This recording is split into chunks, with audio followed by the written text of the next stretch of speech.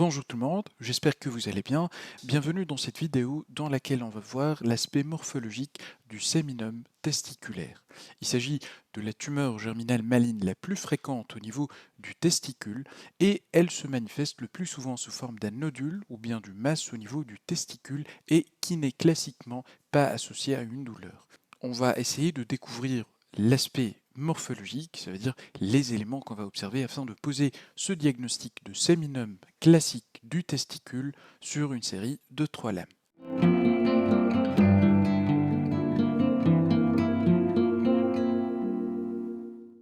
Voilà, donc j'aimerais commencer tout d'abord par ce premier cas.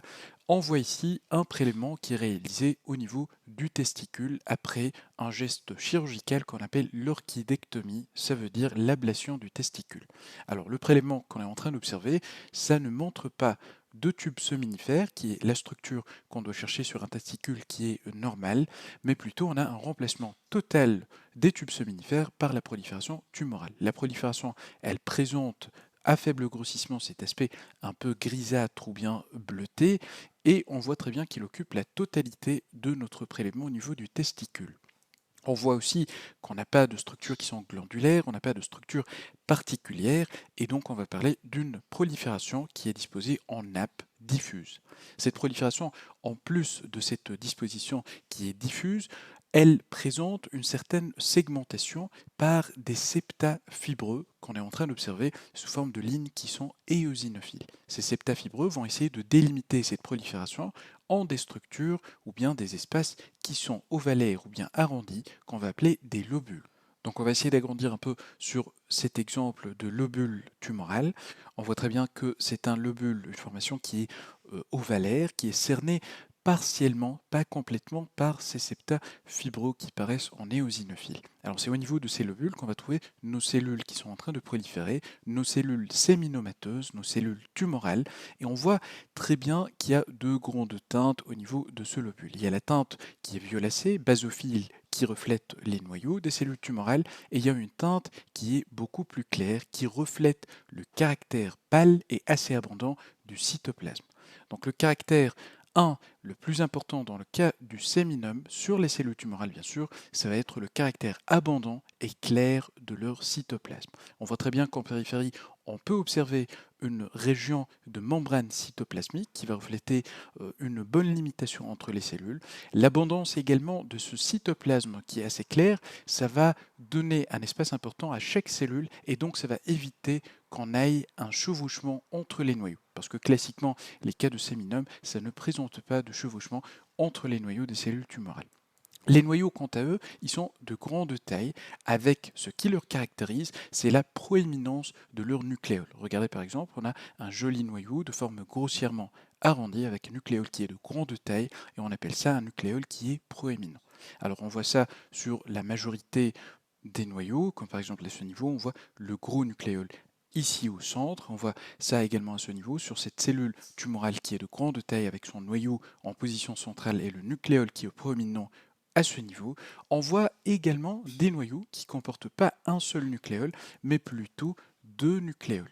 Alors je vais essayer de repérer un exemple et on va le voir par exemple à ce niveau où on voit un noyau avec un, deux, probablement trois nucléoles qui sont proéminents. On peut voir également ça à ce niveau. Regardez ce noyau ici avec la présence de deux nucléoles qui sont proéminents et toujours, rappelez-vous, du cytoplasme qui est assez abondant et pâle. Alors, concernant les septa fibreux, comme on l'a déjà dit, ils sont faits de fibres de collagène, c'est ça ce qui donne ces teintes éosinophiles à nos septa fibreux, et ils ont la particularité de comporter des éléments lymphoïdes qui sont réactionnels, c'est-à-dire des lymphocytes qui sont de petite taille, comme par exemple à ce niveau. On aura observé au niveau de cette travée fibreuse, si on peut dire, des éléments fibroblastiques. C'est normal parce que c'est ces cellules qui vont synthétiser ces faisceaux de collagène, notamment par exemple ici, ce noyau qui est allongé, qui ne peut être qu'un noyau d'un fibroblaste. Et puis on a cette richesse en éléments lymphoïdes. Alors, on pourra observer également certaines différences. Il y a des septafibreux qui comportent peu d'éléments lymphoïdes, il y a ceux qui comportent beaucoup plus de lymphocytes, et on peut avoir également la formation de centres germinatifs, ça veut dire un follicule qui est d'aspect secondaire à l'intérieur de ces septafibreux. Voilà. Le séminum est une prolifération qui reste à faible index mitotique. Ça veut dire qu'on aura à observer très peu de mitoses sur les cellules tumorales, sauf que dans certains cas, ce qu'on appelle les séminomes anaplasiques, on aura observé des mitoses qui sont beaucoup plus fréquentes et qui vont excéder le nombre de 3 mitoses sur 10 champs au fort grossissement.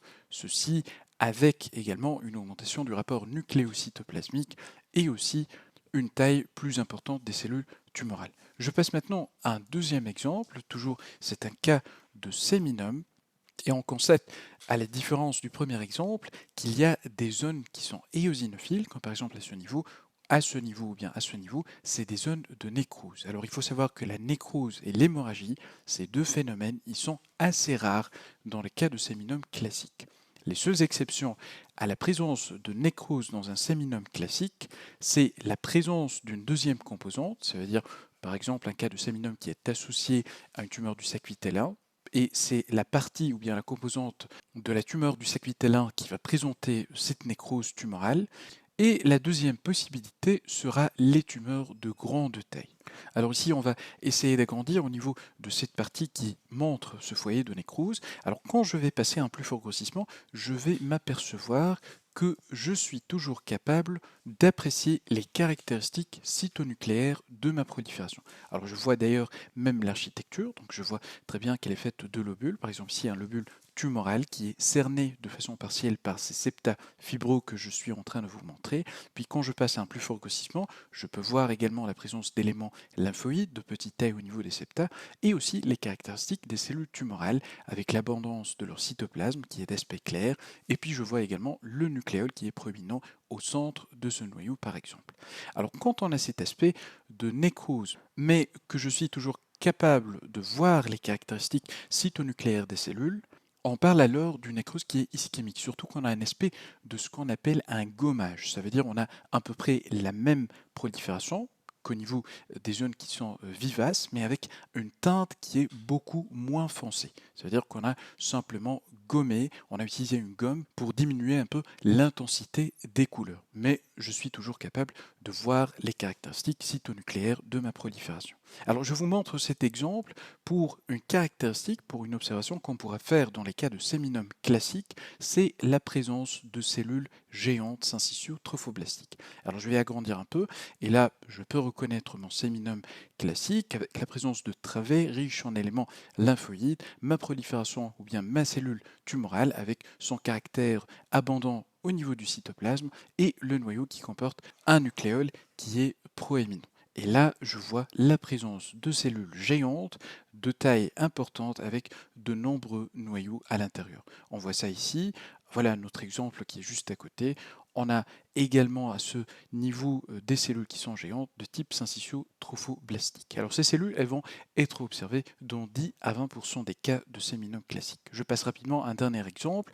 Et là, on voit très bien un remplacement de la prolifération tumorale par des foyers de fibrose. Alors ces fibroses, on voit très bien qu'elles essaient de délimiter de gros foyers, de gros nodules tumoraux, et c'est un phénomène qui est observé dans les cas de séminome, et ça pourra même avancer à un stade où on aura un remplacement total de la prolifération tumorale par des foyers fibreux qui sont similaires.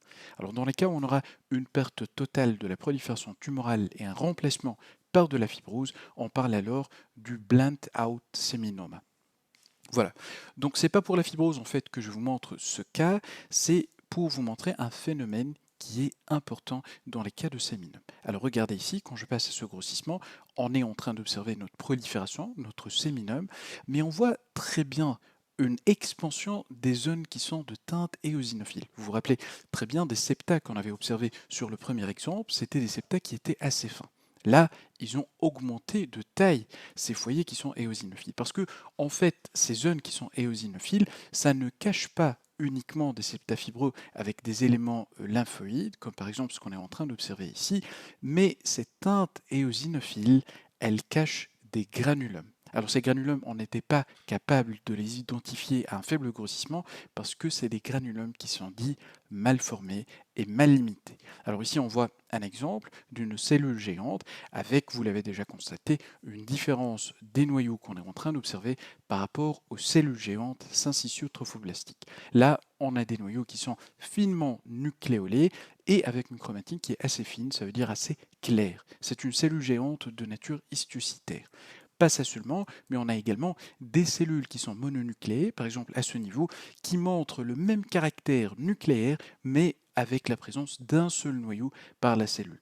Ces noyaux, quand on va bien chercher, on va trouver qu'ils présentent cette inclinaison caractéristique avec un aspect en semelle de chaussure qui caractérise ce qu'on appelle les cellules histiocytaires épithélioïdes. C'est ça ce qu'il nous faut pour dire qu'il s'agit d'une réaction granulomateuse. Alors, les granulomes au niveau d'un parenchyme testiculaire, ça peut parfois être assez étendu, assez important, et ça pourra même cacher les cellules tumorales. D'où le message de vérifier la présence ou pas d'une prolifération tumorale au niveau du testicule quand on est devant une réaction granulomateuse au niveau du testicule. Et vous voyez déjà, au niveau de cet exemple, on a des cellules tumorales qui sont à ce niveau avec les caractéristiques qu'on vient de voir, ça veut dire l'abondance et la clarté du cytoplasme, et puis le caractère proéminent du nucléole au niveau des noyaux.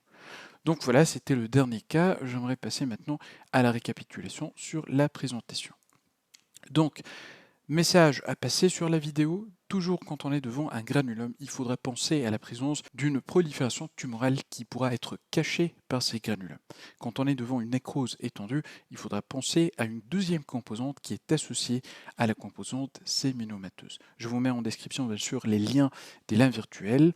Et puis, c'est une tumeur germinale maligne qui est caractérisée par des cellules qui sont assez uniformes, avec un cytoplasme clair abondant, des limites cytoplasmiques qui sont nettes, avec la présence d'un ou plusieurs nucléoles.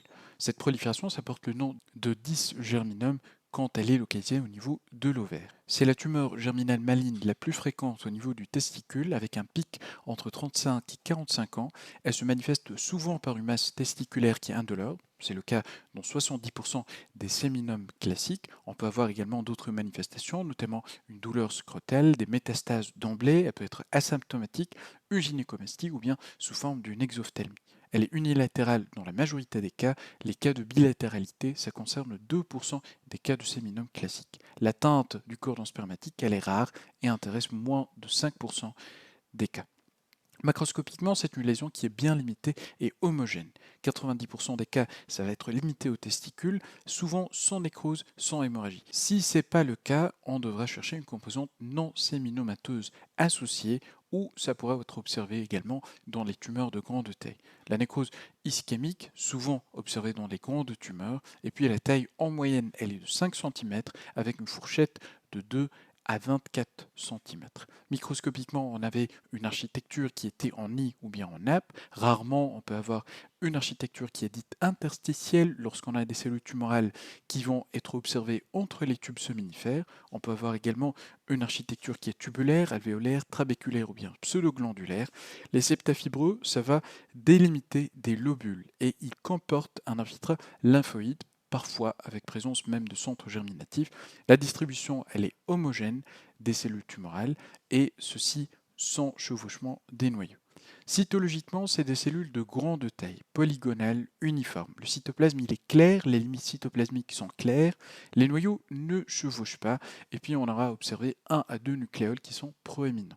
Les cellules, elles sont plus larges, avec un rapport nucléocytoplasmique plus élevé, des mitoses qui dépassent les 3 dans les cas de ce qu'on avait appelé le séminome anaplasique. Différents aspects ont été décrits concernant la morphologie des cellules tumorales, notamment l'aspect plasmacytoïde, rhabdoïde, ainsi que l'aspect acellule en bague à chaton. Les cellules tumorales, elles vont être passe positives au niveau de leur cytoplasme.